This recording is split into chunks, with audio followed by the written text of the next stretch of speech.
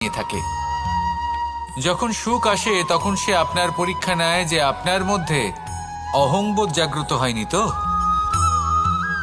যদি অহংবোধ চলে আসে তাহলে সুখ সেখানেই সঙ্গ ত্যাগ করে। দুঃখ আপনার ধৈর্যের পরীক্ষা নিতে থাকে, আর যদি আপনার মধ্যে ধৈর্য না থাকে তাহলে এটা আপনাকে আরো বেশি দুঃখের গভীর অন্ধকারে ঠেলে দেবে। সেখানে শক্তি পরীক্ষা নেয় আপনার বিনম্রতার।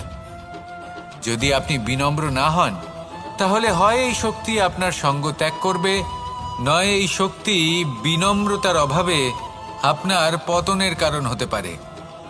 এই সংসারে যে কোনো ব্যক্তি যিনি এই পরীক্ষায় উত্তীর্ণ হয়ে থাকেন, এই জীবনে তিনি সাফল্য লাভ করেন।